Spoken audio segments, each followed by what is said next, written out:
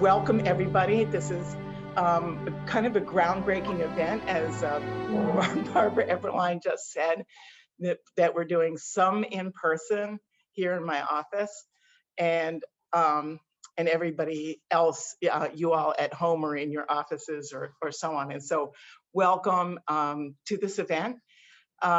We will field questions. Barbara will take your questions in the chat, and Tom will respond during or after his talk.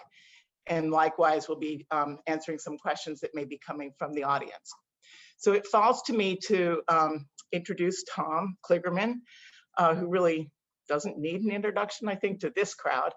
But I will say I have known him since architecture school, which we won't say how many years ago it is because it's embarrassing, but 40 something years ago. And we've kept in touch over the years. And I will just say that Tom is an absolute titan in terms of the work that he does, the response that he has to site, his clients' needs. Yeah, come on. He's getting embarrassed. That's the point of a good introduction, right? And so with that, I'm just going to turn it over to Tom so we can hear what he has to say about his recent work, I guess. Well, thank you, Daniela. Okay. It is true we've known each other a long time. And thank you, ICAA of Philadelphia, for inviting me down here. Philadelphia is one of my favorite cities, and I'm not just saying that. My family has quite a long history here. My father grew up in the city of Philadelphia, in North Philadelphia. My mother grew up in Swarthmore. So I spent years coming here, starting when I was, well, I'll just say probably about 1960, coming down for Thanksgiving and family events like that. And it's a city that I love for many reasons, not just my family history, but also because it is filled with beautiful buildings. You probably recognize many of these. This is Independence Hall.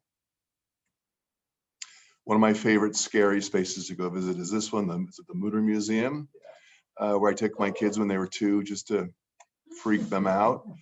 Cheesesteaks, even Geos and Jim's. My parents lived on Delancey Place. So it's a place that is filled with all kinds of architecture, from traditional to modern, like this Esherick house by Louis Kahn. And of course, a huge favorite of mine, Robert Venturi. It's really a city of American architecture, obviously. And the thing I've been thinking about in terms of architecture is just architecture as sculpture. And the sort of sculptural qualities of architecture, like this Borromini building. This is San Carlo alla Quattrofontani. This is inside the dome, this incredible carved ceiling where you're not really sure which is more important. The shapes there that have been carved away, the voids or the ribs. This incredible building by Edwin Lutyens. You can almost imagine him carving this out of a clay block. I know he didn't typically do that. This was probably all drawn into with a lot of interest in geometry, but it's really a big sculptural element. And even modern buildings like this one, this is Aravena's headquarters for a drug company in Shanghai, a modern building, but it's very sculptural. So that's been on my mind, just architecture as sculpture. And also, talking about Philadelphia as a very American city of American architecture, the whole way one of the ways Americans think about things. And to me, one of the things Americans do is they are very free thinking, and they join 2 ideas together to create something else. So what happens when you take a 1962 Imperial and you mate it with an iPhone? You get something else. Both of these, by the way, American. You get another American invention, the Tesla, which is really a device on wheels. So this idea of putting things together is really important to me. And so the whole idea that 1 and 1 equals something else, whether it's 3 or something else, it's bigger than the 1 and 1. And so there's sort of 3 ways lately we've been thinking about and working to join things together. And I'll go through them all. One is pencils and tech, modern and traditional, and also New England and New Mexico. And the first one is pencils and tech. And what I mean by that is old-fashioned ways of doing things and modern ways of doing things. And we do both. So pencils, we start every project by drawing them. This is not the first sketch we would do. This is a perspective of a house in Greenwich, Connecticut, but it's an old-fashioned pencil perspective. And we do that because You show something like this to a client, they start thinking about something that you might not be thinking about. They see different things in it, and it allows people's minds to sort of soar and to create a conversation. This is a watercolor done a little bit later of the same house. But at some point, as the project moves along and it becomes more and more realistic, we start switching over to sort of the technology, computers and things like that.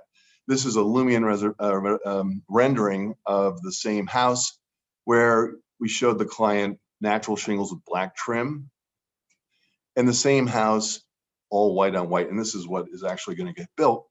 In addition, we have a 3D printer in the office. We're constantly printing out these things like little baby white rabbits that keep sprouting out of the printing room.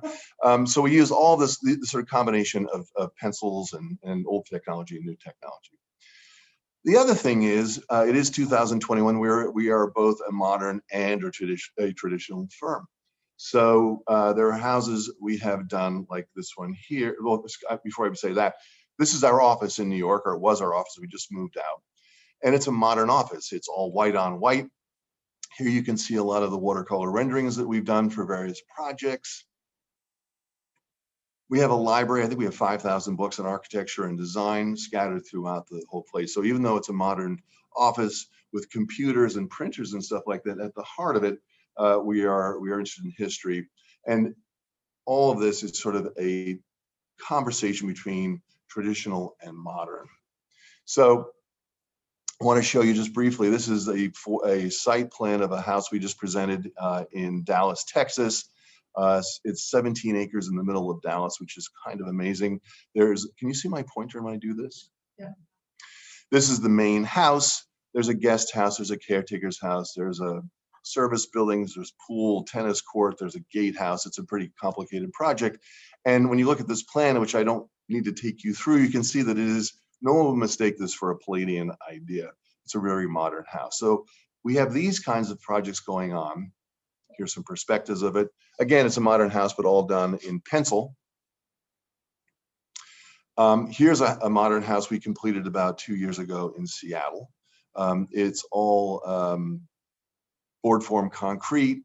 The thing about this house is all the materials you see here it's the actual material. There's no paint here. The black is sushugiban, which is that Japanese technique where it's been burned black. The concrete is exposed. The windows are stainless steel. You can see them here. So they aren't painted. Those weren't windows. These are the windows. The windows are stainless steel. They've been blued, almost like you blew the barrel of a rifle barrel, so that it's not painted. You're actually seeing the stainless steel. The wood in the house, the oak, has been fumed. It's not stained. It's a chemical process using ammonia, which brings out the sort of rich browns in the wood.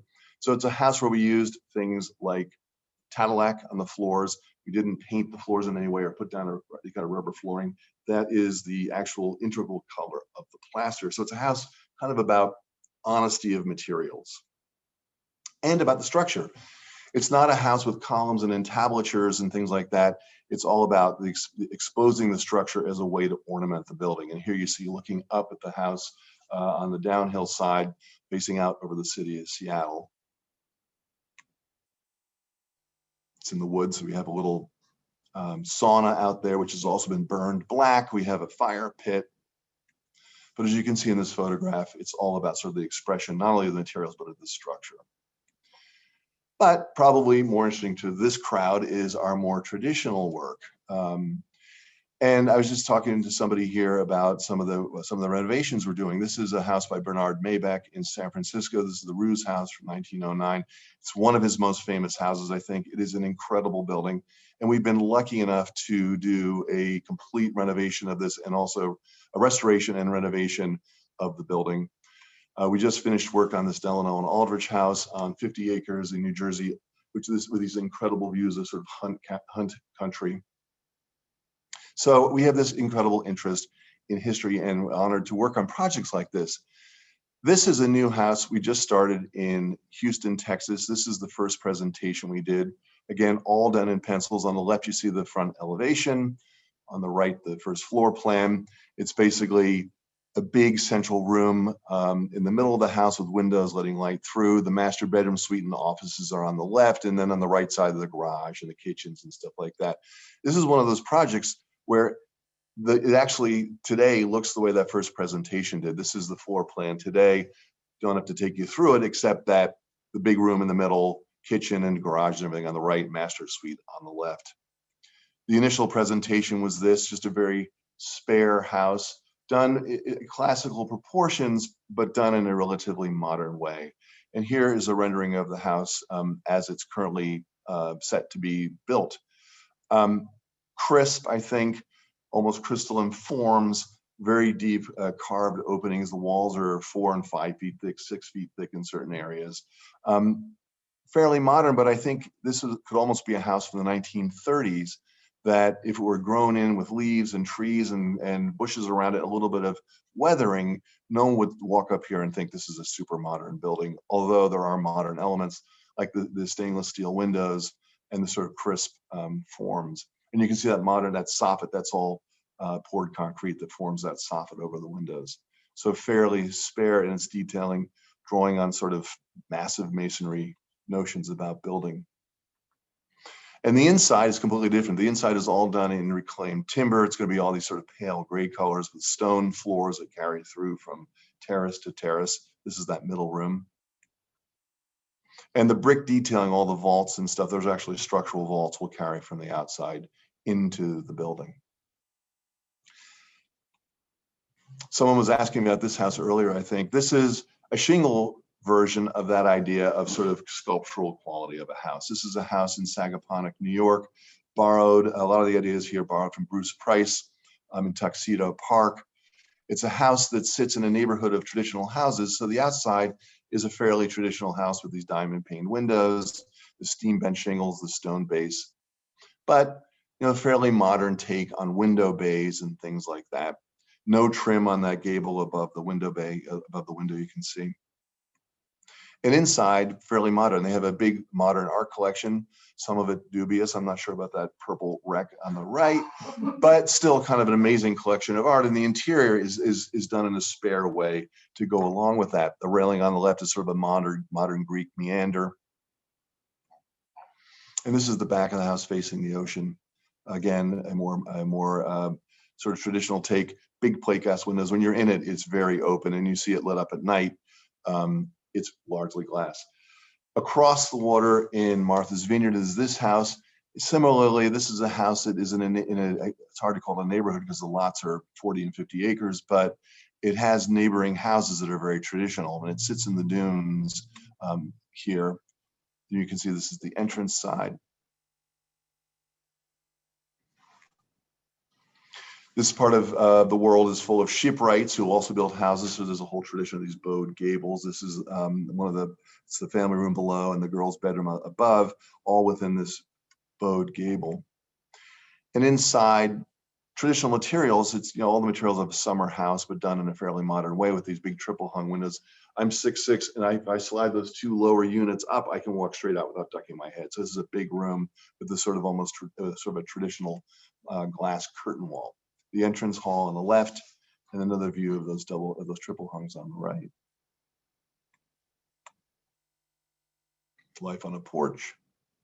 And again, the sort of masonry like you saw in that house in Houston on the right there, that's whitewashed brick, which becomes the big chimneys going through the roof. That's the shower in the master bedroom on the left.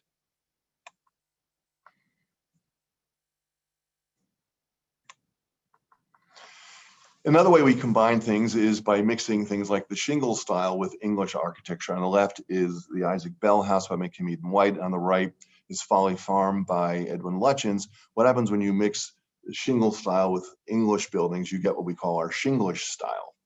And here's a house we did a number of years ago in New Jersey, which is a sort of shingle Folly Farm. It's wrapped, sort of vacuum formed in dark green cedar shingles. And so it's an American take on English precedent. Clinker brick, which is not easy to find these days. We managed to find a place, I think in Pennsylvania, that had a few extra clinker bricks, which we did all the brickwork with. We bring the shingles inside as a nod to the American shingle style. But there are also parts of the house inside which are very English. This screen between the entrance hall and the dining room is, you know, Gothic and sort of arts and crafts in its inspiration, but definitely English. Then a close-up of the drunken weave on the roof, where we have these sort of amazing shinglers who come up from Florida, spend all day, literally they work day and night doing this kind of pattern on the houses. But we've also done red shingle style houses. This is our Shinglish house. This is on Long Island. The inspiration for this house was the work of Theodate Pope Riddle at Avon Old Farm School. Some of you may know this school. It's an incredible campus. I love this school because it's red. It's, you know, the red tile, the red brick, these sort of Gothic forms were the inspiration for this, the house that I just showed you. I love the way the roofs kind of twist and they flare, and all of that done in tile. We interpreted that in the shingle style. Here's a glimpse of part of the house, the garage end of the building, where you see how it's wrapped also in that sort of drunken weave of red shingles. And we picked red not only as a nod to Theodate Pope Riddle, but also because the red is this amazing complementary color to the green forest the house sits in. We've done other red buildings. This is a barn. This is actually a house masquerading as a barn in Greenwich, Connecticut. Big screen doors open to that sort of playroom there. This dog that followed us around the entire time we shot the house. It was a total pain in the neck, but I fell in love with him. You know, he was either biting somebody or getting in the way of the photograph. Here's the house sitting in the landscape there. Again, this sort of red in the green landscape I find really appealing. And as I said, it's a barn, but it's really a house. And here's the living room with the big hearth. You can see the screen doors in the distance there that we saw earlier. The dining area. And again, this sort of whole notion of outdoor living, which is very American. You know, you go to Europe and they don't have porches like this. This is a really American idea. A porch is very, very American. They have loges in Europe. They don't have the sort of traditional porch. And there's no house with better porches than the Isaac Bell House in Newport, Rhode Island from 1882. This is a house that I have always loved. I love this sort of sharp gables, these tall brick chimneys, the brick base, a porch on the front, on the first floor, a porch on the second floor, in this wonderful sort of gray green that the house is painted in. And we're doing a house right now in Watermill, New York, that's based on that. It's a more modern take. It has the gray green trim. It has the big pointy gables, the tall brick chimneys, the porch upstairs, the porch downstairs. The entrance side is sort of modeled on McKinby and White's Casino in Newport. If you know that building, it's a long building with green trim.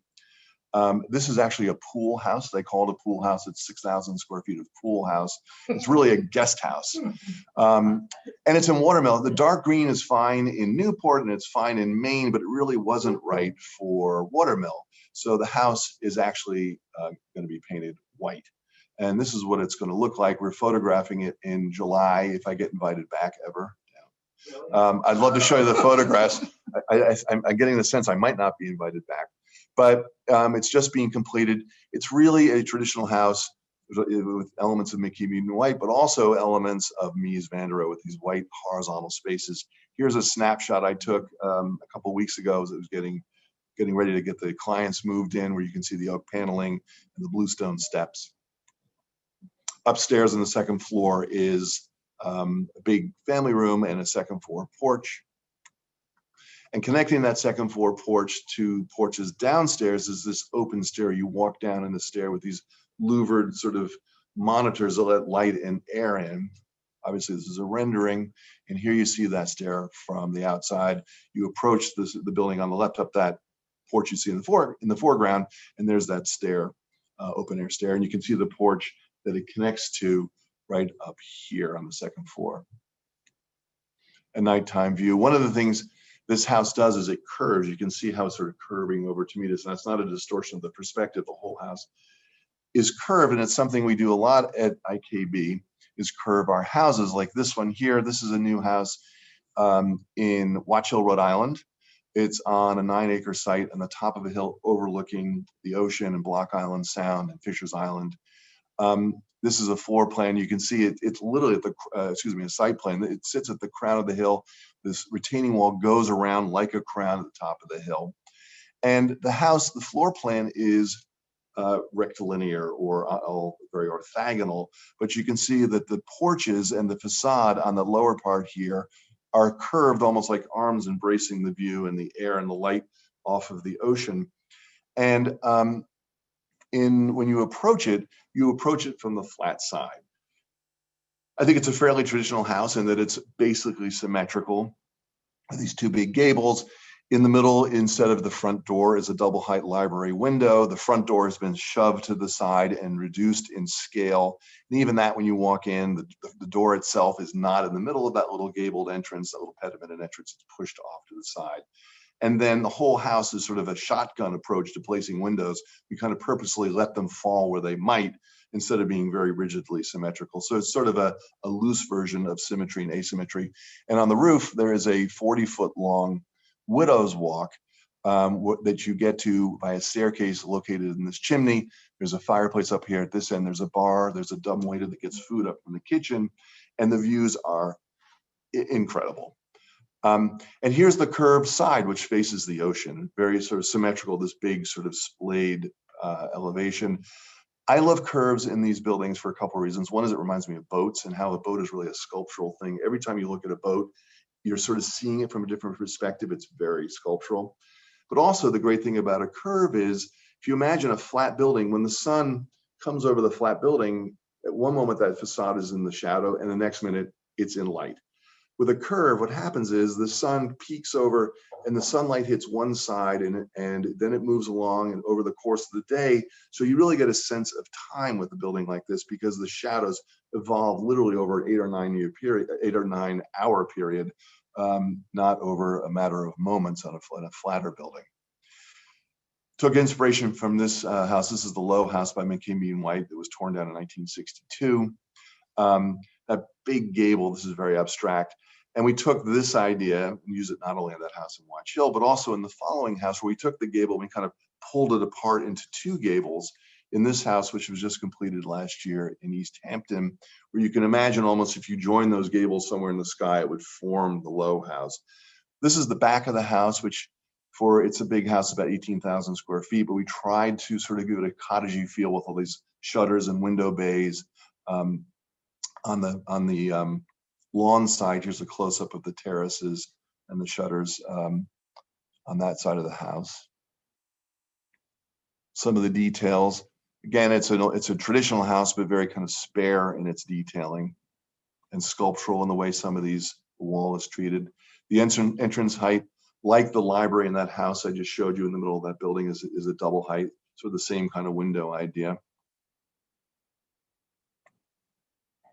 Kitchen and sort of modern take on the interiors.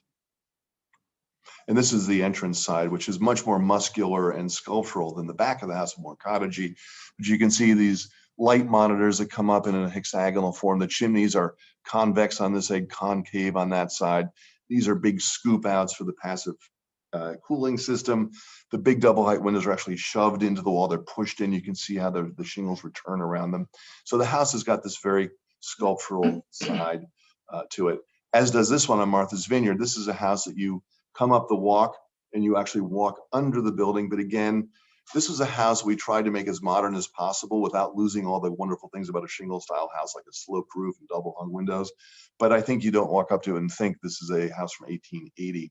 And as you go under that breezeway, you look across a courtyard to the entrance, which is on the far side, done in stone. And you come into that space. And like so many of the spaces in this house, there are huge pocketing windows. That's a 9-foot high door. It's 9 by 5. It slides into the walls. You could go right through out to the landscape there. But all these rooms in the house really become become porches. This is the study, same idea. I think that window is 9 by 9. The living room has big windows like that. They don't open because this is an upside down house. And if they opened, you would not live very long as you sail down to the floor below. Breakfast room.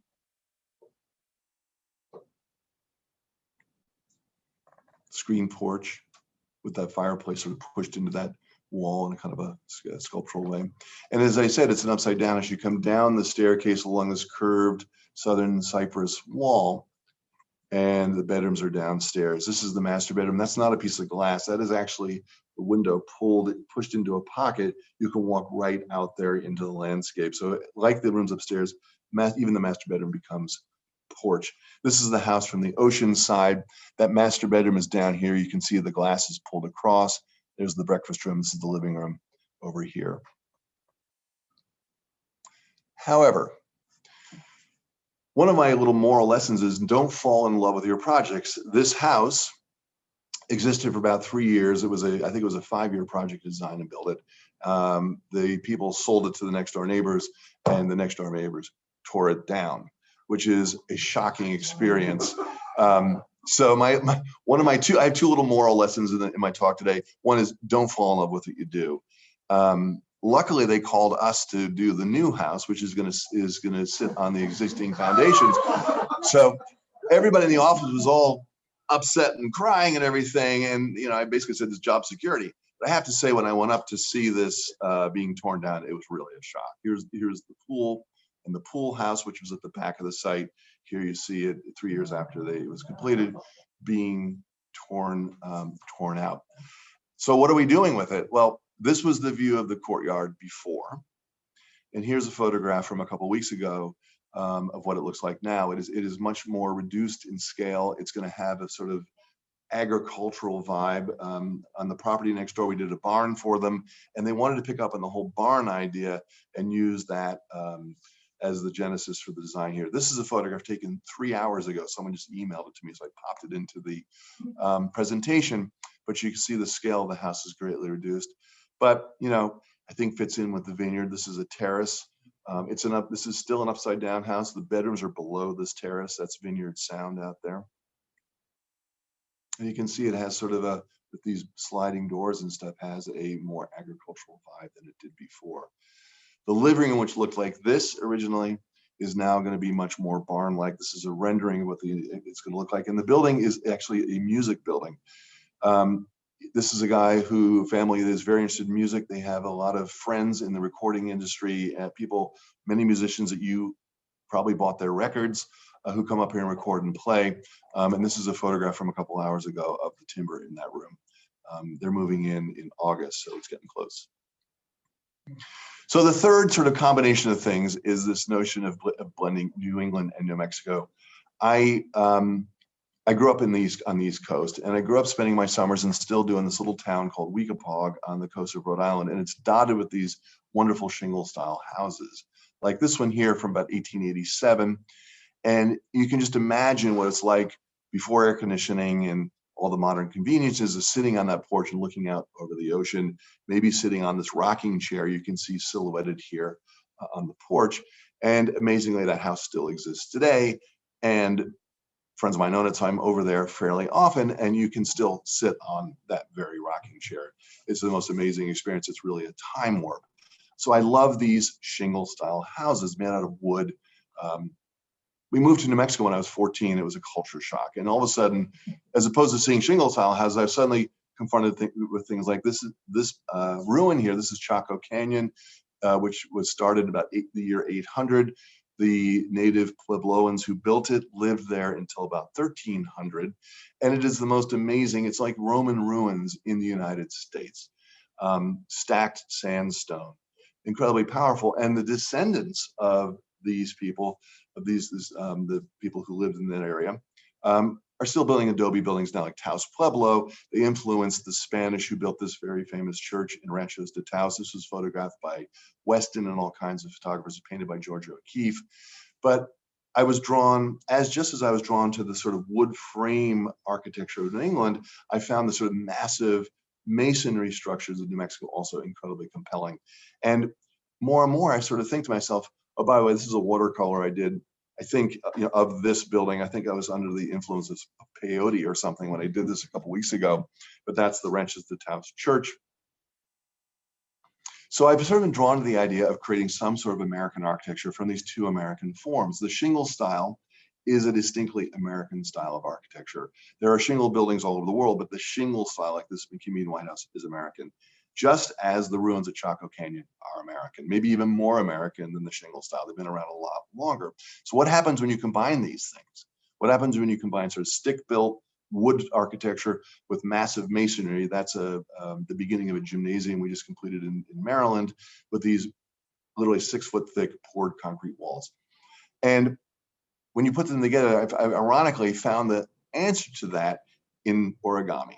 The idea of taking a plane and folding it to create form and volume. Interestingly, when the shingle style started, there was great interest in Japanese, all things Japanese. So origami has a little bit of a link that way. But for me, it was more about form making.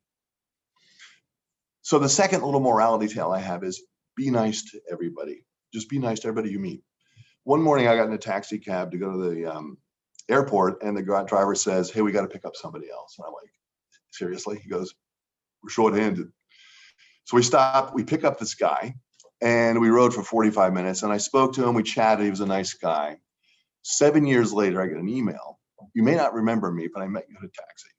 And he had this incredible piece of land in Rhode Island. This is the point of land, water on 3 sides. And turns out he was not only a nice guy, but wealthy, and wanted a shingle style house. And it was a site that was fraught with regulations. There was a building height, there was the FEMA plane, there was the zoning envelope, there were setbacks. And I realized that everything this house was going to be would have to be carved out of that block you see sitting there on the point of land. So somewhere within that, if I chipped away at it like a sculptor chips away to create a stone sculpture, was a house. And so the forms of the house became pretty apparent as we worked on it. And here's the house today, sitting on the point of land from across the cove. And it's an origami house with folded planes, where we're trying to create a sense of volume and mass, but using wood frames. You can see, particularly in this big gable here, where it's all folded in, the chimney, all of that stuff is sort of, imagine cardboard. And even the base, which originally was going to be stone, when we got the price, it was a $500,000 savings to get rid of the stone and do it in wood. And actually, I think it was a happy accident, because I actually liked the fact that we were mimicking the sort of massive stone with wood. And this is a view from under the house. The house is raised 15 feet in the air because it's in a flood zone. It survived Sandy because of that. But it's a stick-built house, as you can see from the louvers here, which let the water flow through when there's storms. Inside, it is a sort of traditional shingle style house. We actually painted it with boat paint. The sort of color scheme came from boats in the area. This is Pettit paint. If anybody here is a sailor, it's one of the brands that sells boat paint, so it's very durable. Mostly the house is white. The floors are various colors, sometimes pale blue, pale green, pale gray, but it's all done in boat paints, including this study area, which is the one place that is not light. Painted in this super dark green that is very shiny, which we sort of was a take on, imagine the hull of a great schooner or something, a dark green shiny hull of a sloop sitting in the harbor. This is a picture I took at a party last year. I was off by myself, being ignored, feeling sorry for myself. I took a shot. But we're doing a house in Canada, which is a series of buildings set around courtyards. And here's the plan of the house. This is starting construction this month.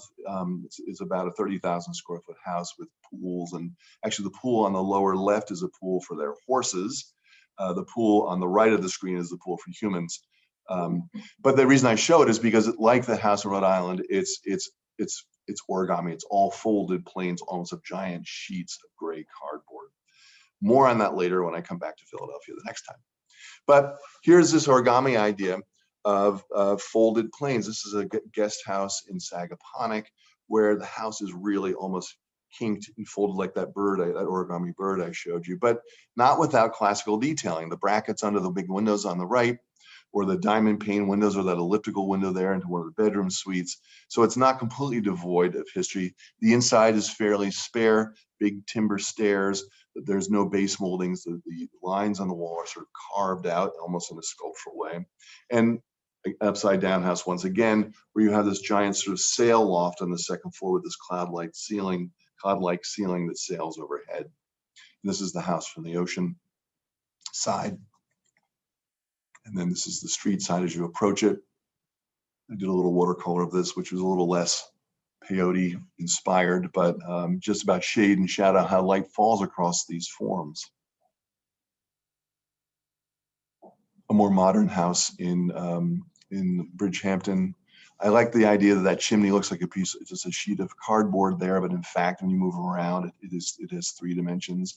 From the entrance side, they look like regular square chimneys, but most of the chimneys in this house are not square. So you see that one on the left, it looks like the wall just continues up as a flat plane.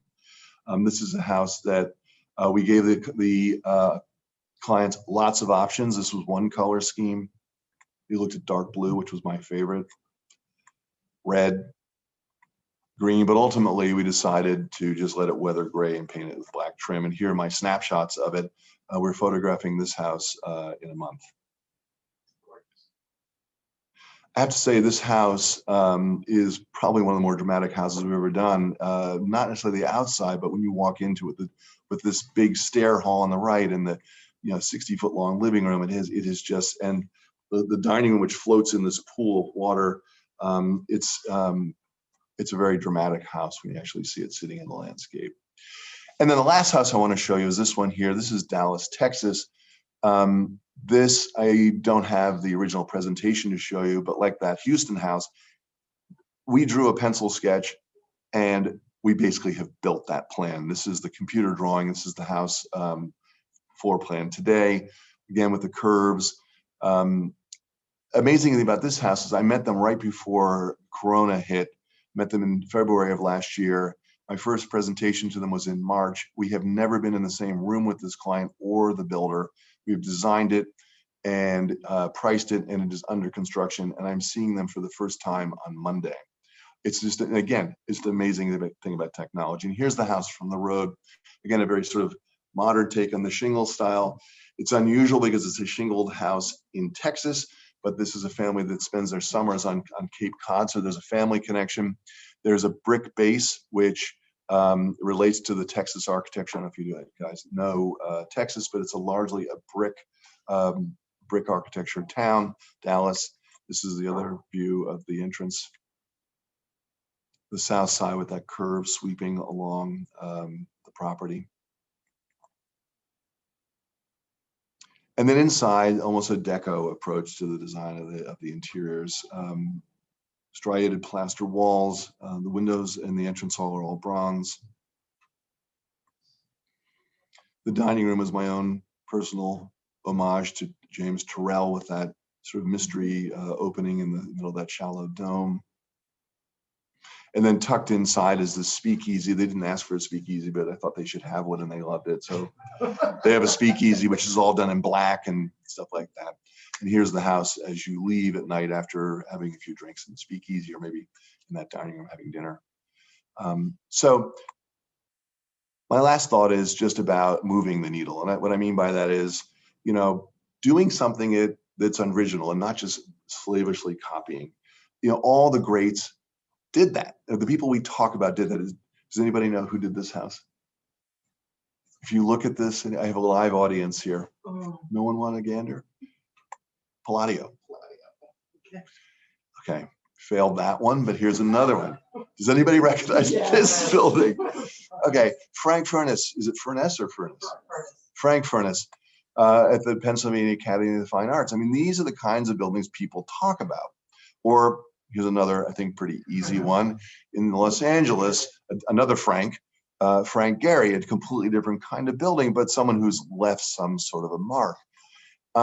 All the greats did that, whether it's Robert Adam or Mies van der Rohe or Robert Venturi, another Philadelphian.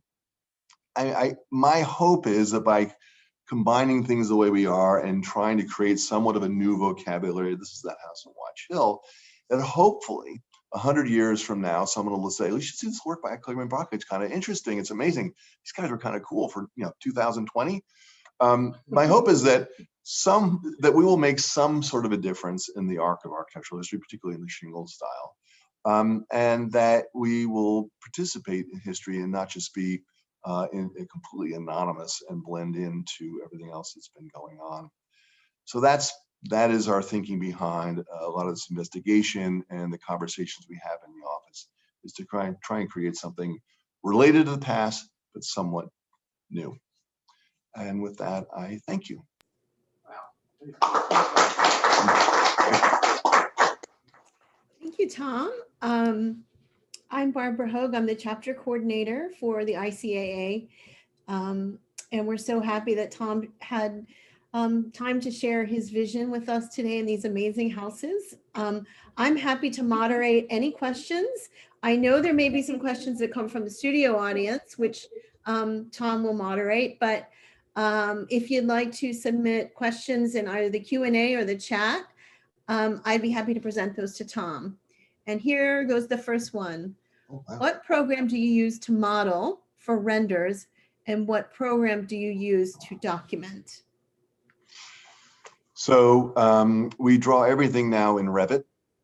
We have really gone away from AutoCAD, which is basically drawing like, in an old-fashioned way on the computer. We do everything, we build everything through Revit, and then we render it for the most part with Lumion, but we also use Photoshop. If we're doing a very photorealistic rendering, we'll use Photoshop for certain things. But Lumion, all the renderings you saw that aren't real buildings were Lumion. And there's another one, Rhino, we use also for some of our more complicated forms. And that's a program. I don't know how to do any of this. I basically talk on the phone, and I redline. But it is amazing what people can do. And when you look at something like Rhino, and if you look at it on the computer before it becomes a rendering, it looks like some kind of molecular diagram. It's the most incredible program, but you can do amazing things with it. That's what we render in, and that's how we document things. The working drawings are Revit. Another comment is an extraordinary and distinctive body of work. Thank you for sharing it. Please describe how you conduct your initial conversation with new clients. So, I gave a version of this talk a couple years ago in Los Angeles for the ICAA out there, and it was all about combining New Mexico and New England. And somebody in the audience said, you should, when a new client comes in, you should give them a short version of this and just help them kind of get them on board with it. So sometimes I do that, but I sort of think that they really want to hear a whole philosophical thing. Mostly we show our work, and we tell them that they won't see their house there. They may not like everything they see, but it's for somebody else, and don't expect to see their own house there. I think one of the most, this may sound simplistic, but one of the most important things is just to make a human connection and to make them like you. And one of the things we tell people is, everything being equal, pick the firm that you get along with, because you're going to be with whoever that is a long time. Unfortunately, sometimes they often don't pick me, which I try not to take personally, but I still think it's good advice. So I think those meetings are, luckily people see our work and they come to us more and more, I think, because they see things like what's on the screen. We lose projects. We just lost a big project in East Hampton because we weren't traditional enough. We lost a project in Texas because we weren't modern enough. So we've kind of picked what might be a funny middle ground. But the other side of it is people do come to us now because they recognize this and they seem to like it. But once that happens, you still have to establish a human connection with them. And another question is, what type of paint are you using for the white brick exteriors? And what is your favorite museum for inspiration? Favorite museum? Okay. Actually, I lied a little bit. That's not white painted brick. That is going to be whitewashed, and it's going to be a white cement, which is put on like a slurry, fairly thick. I don't know if you remember, I showed a photograph of an arch in a house in Martha's Vineyard, which was white. It's actually not white paint. It's whitewash. It's mortar. So that's what we do when we do that. My favorite museum, I guess I would have to say, is the Sir John Soane's Museum in London. I don't know anybody who goes there. You can be an accountant or a filmmaker or the guy sweeping the floors. You can't go there and not see something that you learn about and be inspired by it. So I guess that's my favorite museum, and the Metropolitan Museum, which I go to 3 times a month, and I always see something new and I feel at home there, and it's just a spectacular place. And the Philadelphia Museum, by the way, which is a great place. There's 3. I can keep going, but maybe that's enough. Well, thank you so much, Tom. I know you're going back to New York tomorrow, but we're so happy that you're here with us. But wait, there's some online and questions in person. There's Barbara. more questions? Yeah, there's some questions in the studio audience. Oh, fantastic. And if they ask them, I'll repeat them for Okay. For the rest of us. Yeah. So Can you- this was amazing. Thanks. Thank you. And I think one of the things that struck me is that you're able to find builders and contractors who have the craftsmanship and the know-how to build build your vision. And I guess I've thought that there's been a degradation of that or a shrinking of that over time. And do you have trouble finding qualified builders and Yeah. contractors that could really execute on what you? Could you hear that, Barbara? Or should I repeat the question? You could repeat part The question is, there's a lot of craftsmanship in these buildings, and is there trouble finding builders, and I guess maybe other craftsmen who can do this kind of work, and has there been a degradation of quality and craftsmanship over the years? And I think it's actually the opposite. First of all, every area has a really good builder. Even if it's a guy in a pickup truck, the most important thing to do when you get a job, once you have the job, is to find the right builder. And as you can imagine, most of these houses are in wealthy areas, in Martha's Vineyard, River Oaks. There's always good builders, places like that. But even in places that are even out in the middle of Montana, you'll find a good builder. So they just exist, and luckily. And there are always people, particularly carpenters, who just love their craft. And so there's a lot of good builders. The more detailed stuff, like the plasterwork and the metalwork and the windows, I think because of organizations like the ICAA, where there's this interest in history and technique, and it's engendered a lot more great craftsmen. There's all kinds of amazing metalworkers now that I don't think there used to be. Plasterers, cabinet makers, glass blowers, tile makers. It's really kind of a renaissance in a way of arts and crafts, at a much bigger scale. And it's almost like the microbrewery thing. They're just people interested in craft now, where even in I think it's a short career, but in the last 30 years or so, there's a lot more choice. It's great. And visiting their shops and getting to know them. And, one of the things, we don't pretend to know all this stuff. There are people who are just better at, you tell them what you want, you kind of pick the color, let's say with tile, and they do it better. They know how to do it. You sort of give them the space to do it right. But we've been really lucky. Yeah. Thank you. And there's, I think, one more. Yeah, I was going to ask you, you sort of glossed over the complexity of the plans, right? And I'm always both interested in the sculpture, which, you elucidated really nicely tonight. But those plans are something else. And,